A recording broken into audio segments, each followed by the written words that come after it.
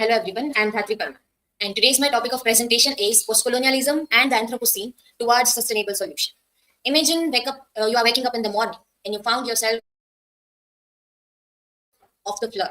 So congratulations, you are a victim of the so-called new postcolonialism. Talking about postcolonial study, in the present time, it is undergoing a change which needs to reevaluate how we studied the postcolonialism way back. Scholars like Spivak argues that the traditional postcolonialism, which often talk about the binary opposition, is now outdated. So we have to rethink the tools for looking at the postcolonial identity in 21st century. And the center of the concern is the environmental issues like climate change, which demand a new approach from the perspective of postcolonialism. Postcolonialism's role, especially highlighted by Vandana Shiva, advocates the new universal idea to looking at the environmental changes and climate change within the 21st centuries. And it navigates the complexity of postcolonialism, environmentalism, and global capitalism, which was till now neglected subject. My hypothesis for today's presentation is postcolonial perspective offer essential critique and solution to the Anthropocene's environmental and social crisis, highlighting the need for sustainable and equitable practice. First of all, let us talk about why there is a need of a combination of post-colonial studies and environmentalism. Spivak suggests, as I mentioned, that post-colonial study is now outdated on the cases of binary opposition or colonizer and colonized. Now there is a new term emerging as a multinational companies, and that's what making the another kind of a binary opposition. Deepesh Chakrabarti also say that there is not sufficient tools to understand the climate changes through the lenses of post-colonialism, and that's why we want to re-evaluate what the post-colonialism is and why it is needed. Vandana Shiva particularly talking about how there is a connection between colonialism and ecological destruction.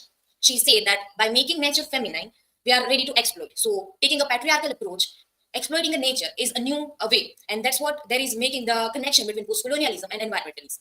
Similar way, capitalism and transnational corporations have exacerbated colonial dynamics. And it provides a new empire. And with this new empire is connected with the very capitalist idea, with our multinational companies and profits. The very idea of spatial amnesia, where there is a myth of wilderness, is connected with that this land is empty. We are well known aware about the occupation of America, and we had the meme in the class that the arrows on back. So that meme was related that if you are having an arrow on the back, then you attack upon the indigenous people of some land, which you thought that it was a wilder land. The tendency to forget and overlook the histories and geographies of colonized people. It also ensures a new approach of post-colonialism to look at how these indigenous people who are associated with the very idea of a wilderness land, how they are marginalized by these attacking people or the encroaching people. There is a romanticized view of untouched natural landscape, and that's what we found out in transcendentalist ideas, that there is an very wilderness, but it also a part of someone's habitus, and you are encroaching that. So that or this also often ignores and downplays the historical and cultural realities of that people, of that indigenous people. And that also leads to the displacement and marginalization of the native community of that wilder land. Post-colonial criticism and environmentalism, it talks about how this wilderness erased the colonial histories. As we have example of Arundhati Roy's book, The Walking with the Comrade, she has a one-hand experience of being a part of the local community who are living in the forest. And they are often known as a Maoist people, but in actuality they are native people, and there is an erosion of their history, their colonial, their history and their identity in that case. Vailashini Kumar points out that from its inception, I quote, there is a prevailing version of post-colonial studies in the United States that so embraced its aura of a new work and its dual allergies to high theory and rather ratified, distanced and monolithic third world literature, unquote. So by incorporating this new empire creates their own narrative, and that's what erased the history of the third world front, especially of a global south. It emphasized the importance of addressing the colonial legacy and justice for the indigenous people. Talking about environmentalism activism, we have a well-known example and his contribution to the Ogoni people. He was a symbol of environmental activism against the multinational company, especially of mining of the oil. So this oil extraction program was prevailed there, and he fiercely against that, and he criticized that, and for that he was gone to the prison as well. So we found out that there is an emergence of a new environmental activist. That's what is a new approach to the post-colonial study.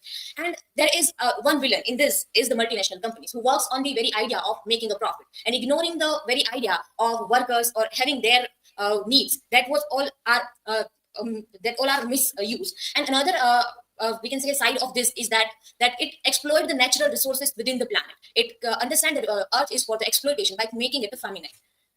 Intercolonialism in the decolonized world.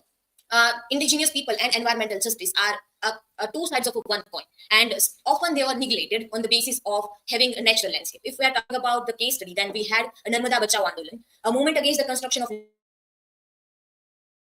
and environmental damage. We show in the class in the many videos that how the narratives of Narmada Bachao Andolan was made in Gujarat by romanticizing the very idea of Narmada Dam. On the other hand, what is the reality was reflected by Megha Patkar.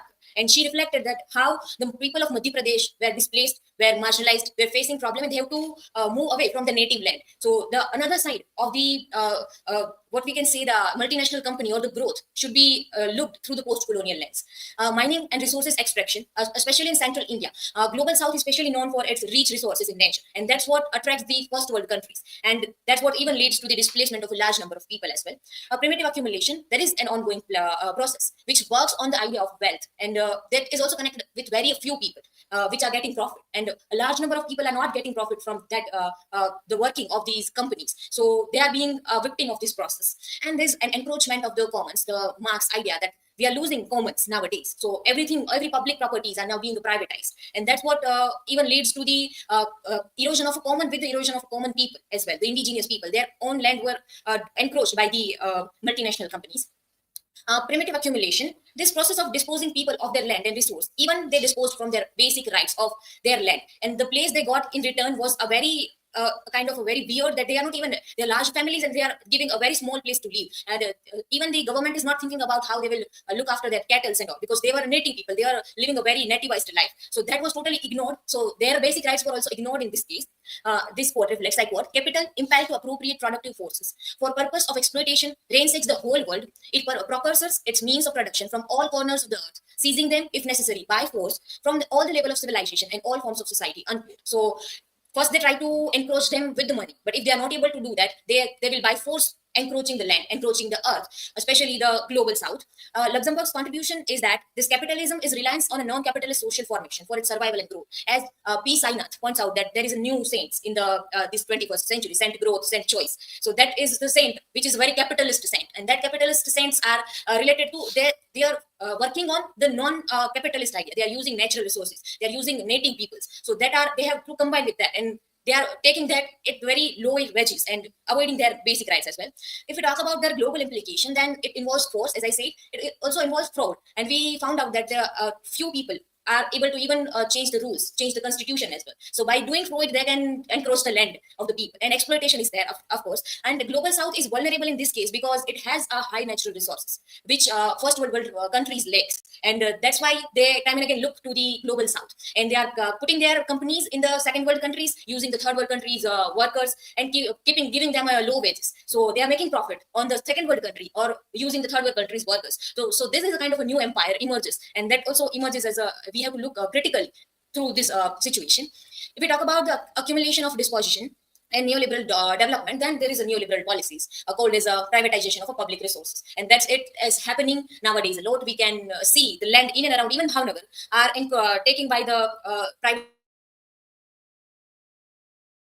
these neoliberal policies. Along with this, there is a racialized logic that white has the upper hand in the case of encroaching the land, because they had a good hand in good money in their hand, and that's why they are able to encroach the third world countries. And the one such example is subprime mortgage crisis. This crisis is connected with the multinational company face lost during that time, and that leads to the stock market crisis. And that stock market crisis also leads to whoever were invested in their stocks, they got lost, and even not able to pay their low wages. So how multinational companies minimal stock crash can affect a large number of the people who are invested in their stock markets. This also leads to the movement of resistance, as Ken Sarabhai is one such example who resisted against it, and Arundhati Roy is one such example in the case of India, who are resisting constantly against this occupying or encroaching of the commons.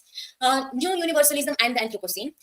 This is a new geological epoch marked by human impact on planet system. From last 50 years, we congratulatory increase the temperature of the earth very well, and we did the carbon emission at the so high time that we had to make Montreal Protocol or Rio de Janeiro summit. We had to do it to control the carbon emission, but we are not able to do it because we are putting ourselves at the center, humans at the center, and neglecting all the species which are there. So now, as the being a part of post-colonial study, we are rethinking our human freedom, that how far we can encroach the land, how far we can exploit the natural resources for our own profit. The new universalism is based on species-based universalism that transcends human-centric idea, and again they are giving a center to the species, because they are also part, they are a large number of the population upon the earth, and they are a part of the planet as well. So the historical analysis, particularly of the commons and commonwealth, is at the center in this approach while we're looking at the Anthropocene. Post-colonial studies and Anthropocene is a complex interplay of history, where we are looking at the history of indigenous people, culture of indigenous people, and how ecology is connected, intertwined with each other in that case. So my conclusion for it is, post-colonialism and Anthropocene highlights how colonial history continue to drive ecological and social crisis. It critiques global capitalism's exploitation. It also emphasizes how sustainable justice-centered solutions are needed. In the case of, as we have seen, the summits, Paris summits or Montreal Protocol, all the protocols we are making for sustainable development of the earth. Thinkers like Dipesh Chakrabarti and Vandana Shiva advocates species thinking, so taking third species or other species at the center and transcending the human-centered idea and indigenous wisdom to address the environmental issues of equilibrium. Ecological balance is inseparable from social justice. So post-colonialism in 21st century, in right now, as Anya Lumba said, is providing us a lens to look at the new way to the climate change and environmental process within the time to sustain our future. And yes, these are my references. And thank you. If you have any question, feel free to ask.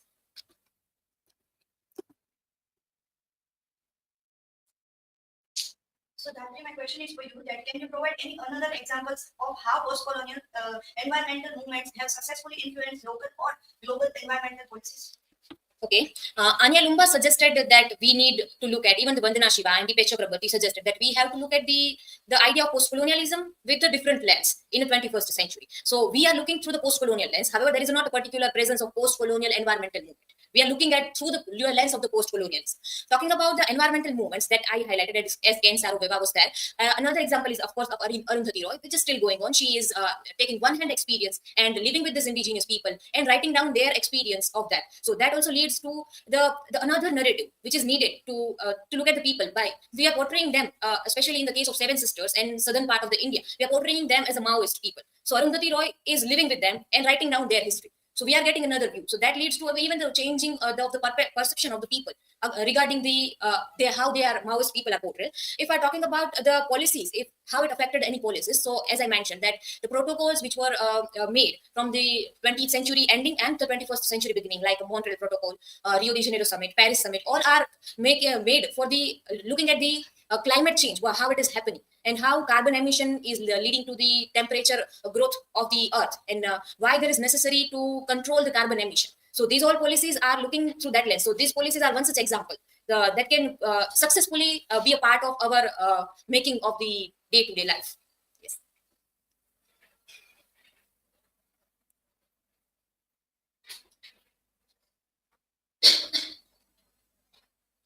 So Taji, my question is, how does the concept of primitive accumulation relate to the exploitation of the global south in the context of post-colonialism and Okay, so primitive accumulation is basically related to encroaching the land of primitive people, encroaching their rights as well, and their basic needs. So, as I said, that if there is a coffee plantation, for example, of a Starbucks, so it will be of a first world country. Starbucks is a multinational company of first world. Now, it is their factories are situated in second world countries like India, like China, like nearby country of the in and around who are second world. And the workers who are coming there are indigenous people coming from South Africa or Sri Lanka or Nepal, very third world country. So they are getting very low wages. On the low wages, they are getting their workers. And on the other hand, they are exploiting the natural resources of the second world country. So making a coffee is very in low wages. They made a coffee and then they sell it on the high price. So they are getting profit. So this is an example of global south in the case of coffee. We have example of dairy productions, because India has a very rich dairy productions, and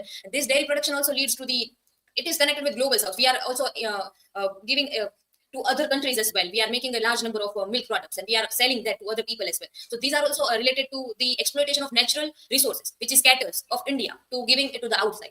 Another example would be, as we have seen during the class about, is Nestle Maggi company, and we Starbucks and Nestle. We also see the example of Nestle in the class. During class, we show the example of Nestle, that how the companies were adding the things, and we also seen the example of movies as well. A Tiger, if I'm not forgetting, a movie of Imran Hashmi, that he reacted how the children's product was having I think some problem with that. So that product it was situated in third world, and the company was in first world, so he was resisting against that. So it is also coming in movies and literature as well. So in that case, global south and the post-colonial, in the context of post-colonial and Anthropocene, is related to that. Okay, thank you.